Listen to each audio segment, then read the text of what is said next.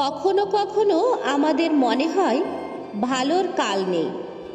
আমরা মানুষের সাথে যত ভালোভাবে চলার চেষ্টা করি, থাকার চেষ্টা করি, মানুষ কিন্তু সেটা করে না। আমরা মানুষের যত উপকার করি, ভালো করি, তার বিনিময়ে জোটে শুধুমাত্র অপমান, লাঞ্ছনা আর প্রতারণা। কিন্তু যারা লোকের ক্ষতি করে, লোকের ক্ষতি চায়, তারাই কিন্তু আজকের দুনিয়ায় ভালো থাকে। যেন মনে হয় ভালো মানুষের কোনো মূল্যই আর নেই এই পৃথিবীতে। একটা কথা ভেবে দেখুন তো, আপনি কার সাথে থাকতে চাইবেন যে আপনার ভালো করবে, আপনার পাশে থাকবে, না যে আপনার ক্ষতি করবে, আপনাকে বিপদে ফেলবে তার সাথে? কার উপর বিশ্বাস করবেন, কাকে ভালোবাসবেন, যে আপনাকে ভালোবাসে না যে আপনাকে আঘাত করে? আমরা সবসময় একজন ভালো মনের মানুষ খুঁজি, যার সাথে আমরা থাকতে পারবো আর যাকে আমরা বিশ্বাস করতে পারবো। কখনো কখনো মনে হয় এই দুনিয়ার সবটাই ভুল, কারণ যারা এই পৃথিবীতে অন্যকে ঠকায়, অন্যকে কষ্ট দেয়, তারাই পৃথিবীতে ভালো থাকে।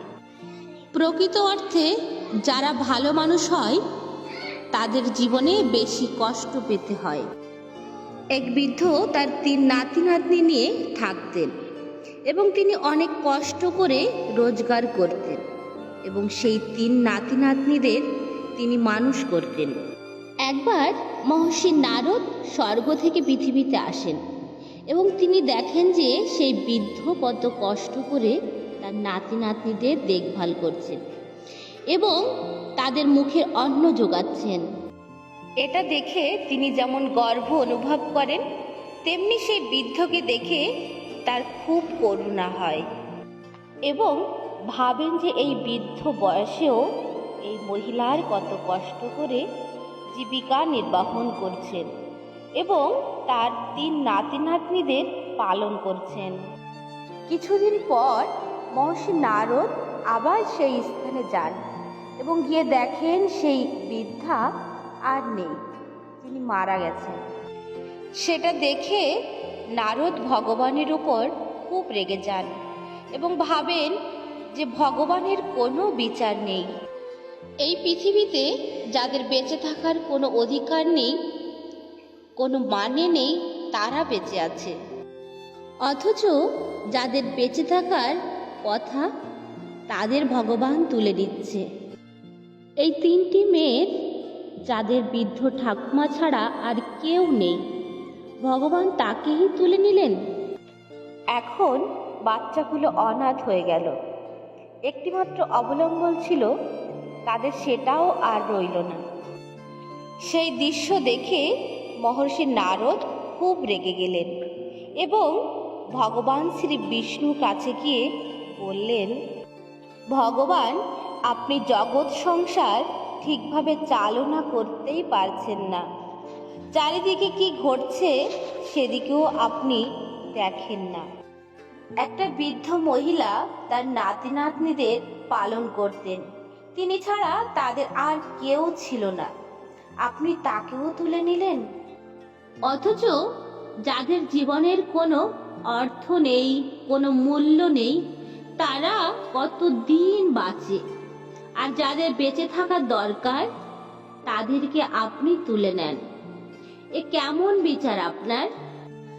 আপনি নিজের মন মর্জি অনুযায়ী চলেন। এবারে সেই 3টে ছোট বাচ্চার কি হবে? মরতে গিয়ে দেখুন প্রত্যেক ঘরে কত দুঃখ দুর্দশা, কত কষ্ট, কত অশান্তি নিয়ে মানুষ বেঁচে আছে।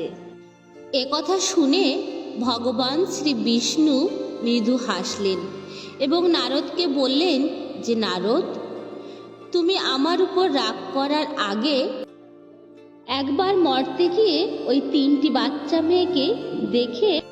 তখন মহর্ষি নারদ ভগবান বিষ্ণুর কথায় মর্তে গিয়ে সেই 3টি বাচ্চা মেয়েকে দেখতে গেলেন।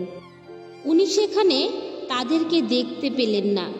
সেই জন্য তিনি তাদের জন্য খুব চিন্তায় পড়ে গেলেন এবং মনে মনে ভাবলেন যে হয়তো ওই বাচ্চাদের কোনো বিপদ হয়েছে বা তাদের কেউ অপহরণ করেছে। এটা দেখে তার মনে মনে আরও বেশি রাগ হলো। তারপরে তিনি সেই 3টি বাচ্চার প্রতিবেশীদের জিজ্ঞাসা করলেন যে এখানে যে 3টি বাচ্চা ছিল তারা কোথায়। তখন সেই প্রতিবেশী নারদকে বললেন, বাচ্চাগুলির ঠাকুমা মারা যাওয়ার পর এখান দিয়ে একদিন আমাদের রাজ্যে মহারানী যাচ্ছিলেন। সেই বাচ্চাগুলোকে দেখে তার মনে খুব দয়া হয়। তারপরে তিনি সেই বাচ্চাগুলিকে দত্তক নিয়ে নেন। আজ থেকে ওই 3টি শিশুর রাজকুমারীর হয়ে গেছে। এটা শুনে মহর্ষি নারদ মনে মনে খুবই খুশি হলেন এবং তখন তিনি ভগবানের লীলা বুঝতে পারলেন। কখনো কখনো আমাদের যেটা খারাপ মনে হয় বা অন্যায় মনে হয় তার পেছনেও নিশ্চয়ই কোনো ভালো কারণ থাকে। আমাদের মনে হয় আমাদের সাথে এত খারাপ কেন হচ্ছে, আমরা এত ভালো কাজ করি, লোকের সাথে এত ভালো ব্যবহার করি, লোকের উপকার করি, তা সত্ত্বেও আমাদের সাথে কেন খারাপ হয়। জানবেন ঈশ্বর আপনার জন্য নিশ্চয়ই ভালো কিছু ভেবে রেখেছেন। ধন্যবাদ সম্পূর্ণ ভিডিওটি দেখার জন্য। ভিডিওটি ভালো লাগলে আমাদের চ্যানেলটিকে সাবস্ক্রাইব করে দিয়ে পাশে থাকা বেল আইকন বাটনটি অন করে রাখবেন। আজকের মতো বাই বাই, টাটা।